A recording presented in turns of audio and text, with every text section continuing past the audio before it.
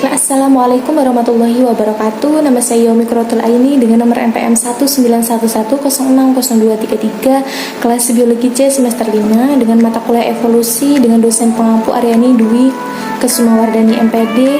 Di sini saya akan menjelaskan mengenai sejarah pemikiran dari evolusi. Nah, sebelum itu kita harus tahu apa definisi dari evolusi. Nah, evolusi ini sering disebut sebagai evolusi organik atau evolusi biologi. Adalah perubahan dari waktu ke waktu pada satu atau lebih sifat terwariskan yang dijumpai pada populasi organisme. Nah, evolusi hanya bisa terjadi bila ada variasi sifat yang terwariskan dalam populasi tersebut. Sumber utama dari variasi ini adalah mutasi, rekombinasi genetik, dan aliran gen. Mekanisme utama dari evolusi ada 4. Yang pertama, seleksi alam. Merupakan suatu proses adanya perbedaan antara organisme dalam hal kemampuan bertahan hidup dan bereproduksi. Perbedaan dalam hal satu atau lebih cirinya. Yang kedua, penyimpangan genetik. Merupakan proses di mana terjadi perubahan acak terhadap sejumlah satu atau lebih sifat terwariskan di dalam populasi. Yang ketiga, mutasi. Merupakan perubahan sekuens atau urutan DNA secara permanen. Yang keempat, aliran gen. Merupakan penyisipan gen dari satu populasi ke populasi lain. Oke, sekarang kita masuk ke sejarah dari pemikiran evolusi. Darwin memformulasikan gagasan seleksi alamnya pada tahun 1838 dan masih mengembangkan teorinya hingga tahun 1858. Ketika Alfred Russel Wallace mengiriminya satu teori yang sama dan keduanya dipresentasikan di The Linnean Society of London dalam makalah terpisah. Pada akhir tahun 1859, publikasi Darwin on the Origin of Species menerangkan tentang seleksi alam secara detail dan menunjukkan bukti yang makin lama makin diterima para ahli bahwasanya teori evolusi memang terjadi. Thomas Henry Huxley mengaplikasikan gagasan Darwin pada manusia dalam bidang paleontologi dan anatomi. Perbandingan untuk membuktikan yang kuat bahwa manusia dan kera berbagi nenek moyang. Debat mengenai mekanisme teori evolusi berlanjut dan Darwin tidak mampu menerangkan sumber dari variasi terwariskan di dalam seleksi alam. Tampaknya Jean-Baptiste Lamarck masih menduga bahwa induk mewariskan adaptasi diperoleh semasa hidupnya kepada anak-anaknya. Teori ini dikenal dengan teori Lamarckisme.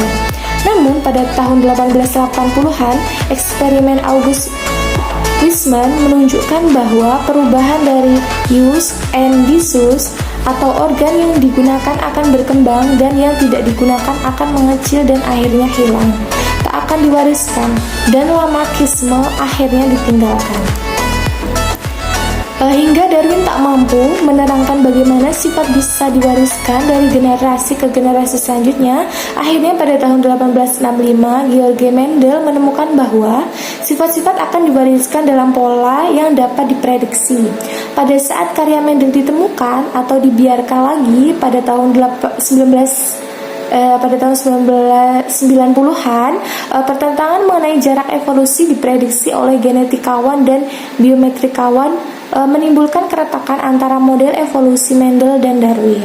Nah, kontradiksi antara teori evolusi Darwin melalui seleksi alam dan karya Mendel itu direkonsiliasikan antara tahun 1920-an dan tahun 1930-an oleh seorang biologiwan evolusi seperti J.B.S. Halden, Sewall Wright, dan Ronald Wishart yang meletakkan landasan genetika populasi. Akhirnya terbentuklah sebuah kombinasi antara evolusi seleksi alam dan pewarisan Mendel, yaitu sintesis evolusi modern.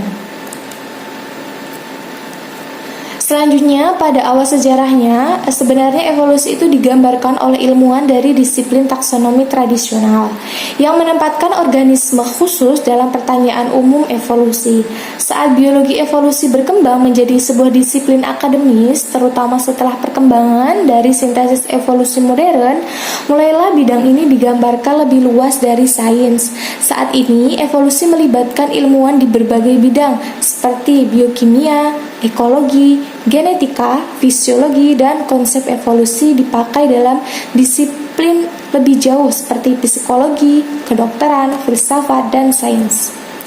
Kemudian pada tahun 1960-an, para ilmuwan seperti Hamilton dan George C. Williams memperluas pandangan evolusi dari gen Cantorth yang dirintis oleh penemu teori genetika populasi untuk menerangkan kerjasama menggunakan konsep seperti misalnya seleksi famili. Kemudian pada tahun 1975, Wilson dalam bukunya Sosiobiologi yaitu The New Synthesis meletakkan teori evolusi pada tempat yang signifikan di dalam psikologi, sehingga melahirkan sebuah bidang studi baru yakni psikologi evolusi. Nah, kemudian di abad ke-21 ini, biologi evolusi tetap menjadi penelitian ilmiah yang aktif. Tentang hereditas. Hereditas merupakan perubahan sifat yang diwariskan, yakni ciri-ciri khusus pada organisme. Pada manusia misalnya, warna mata adalah ciri terwariskan dan individu mungkin mewarisi sifat mata sayu. Ini dari salah satu orang tuanya. Sifat-sifat yang diwariskan dikontrol oleh gen dan satu gen lengkap di dalam genom organisme yang disebut dengan genotip. Kemudian satu lengkap sifat-sifat teramati yang membentuk struktur dan perilaku organisme itu disebut fenotip. Kemudian materi selanjutnya variasi. Sintesis evolusi modern mendefinisikan evolusi sebagai perubahan variasi gen dari waktu ke waktu. Variasi alel khusus akan terjadi lebih kurang lazim terhadap bentuk-bentuk lain dari gennya. Variasi tak nampak bila alel baru mencapai titik fiksasi menjadi mantap saat menghilang dari populasi atau menggantikan alel moyang secara keseluruhan. Selanjutnya mutasi. Mutasi merupakan peristiwa perubahan susunan atau jumlah materi genetik pada kromosom atau DNA yang bersifat menurun.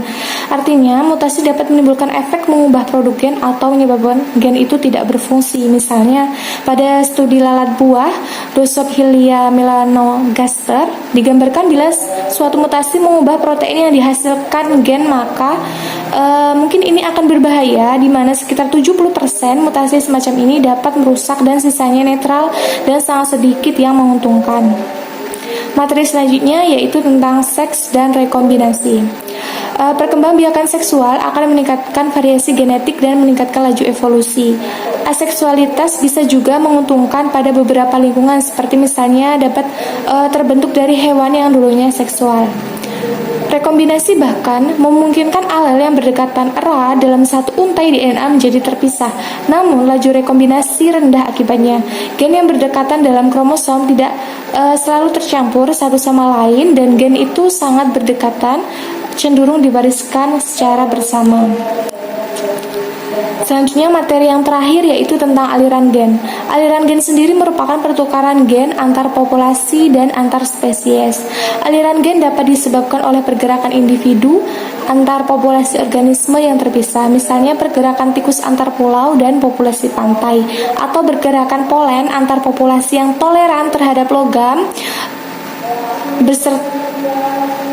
berat dan pekat terhadap logam berat.